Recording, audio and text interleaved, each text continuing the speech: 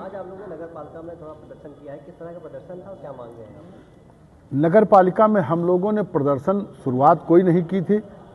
हम पहले तो सब सभासद भाई आपका स्वागत करते हैं अपने नगर पालिका में। साथ ही साथ हम सारे लोग किसी चर्चा को लेकर के ईओ साहब शासी अधिकारी नगर पालिका के पास पहुंचे। उनसे जो वार्ता की गई कि हमको ज़रा इस विषय पे कुछ बताया जाए, उसमें 5-6 विषय थे जिसको हम लोग विस्तार से आप लोगों को लिखित में दे देंगे। उसमें ईओ साहब का उत्तर ये रहा कि आप लोगों को कोई अधिकार नहीं है। अगर आप लोगों को कोई चीज़ देखनी है या कोई चीज़ जानकारी लेनी है तो पहले संबंधित अध्यक्ष से आप आदेश करवाइए, उसके बाद आपको दिया जाएगा। इसके पहले आपको कोई ना आदेश मतलब आपका माना जाएगा और ना ही आपको कोई अधिकार है कि नगर पालिका में आप किसी चीज़ को देख सकें और बात कर सकें। इस बात को लेकर के हम सब लोग थोड़ा सा हम लोगों को दिक्कत हुई कि हम बोर्ड के सदस्य हैं और जबकि हमारे अभी तुरंत गूगल पे हम लोगों ने देखा तो उस एक्ट में ये था कि हम किसी भी पत्रावली को किसी भी टाइम हम लोग मिल करके विकास को और देख सकते हैं, निरीक्षण कर सकते हैं।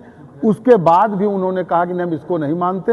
कोई पुरानी किताब ला करके उन्होंने दिखाया जिससे हम लोगों को बहुत आंतरिक कष्ट हुआ और ये महसूस हुआ कि जब बोर्ड में मेरे कोई अधिकार नहीं है तो ऐसे बोर्ड से हम लोगों को सामूहिक इस्तीफा दे देना चाहिए। उसमें हम सारे लोग मिल करके इस्तीफा दिया है और वो इस्तीफा आपको ही पहुंच जाएगा। कितने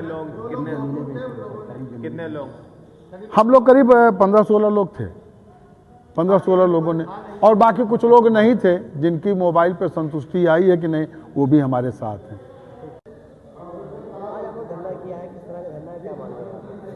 लगभग पिछले 2-2.5 साल होने को हैं हम लोग इस बार के निर्वाचन के बाद से जो भी पत्र या जो भी कागज़ देते हैं किसी मांग पत्र का, तो उसमें ये आवश्यक कार्यवाही करें, डू दी नीडफुल।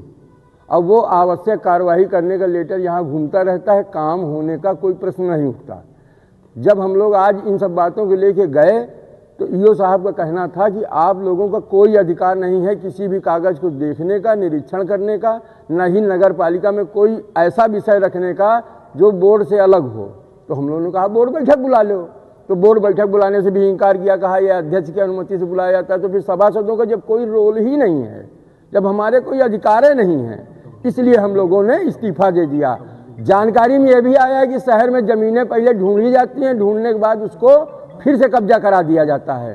तो ये भी विषय अलग है कि चबूतरे, पोखर, जमीन, इस तरीके की सरकारी ज़मीनें अगर बिक रही हैं तो क्यों बिक रही हैं, और ईओ साहब की इसमें भूमिका संदिग्ध है।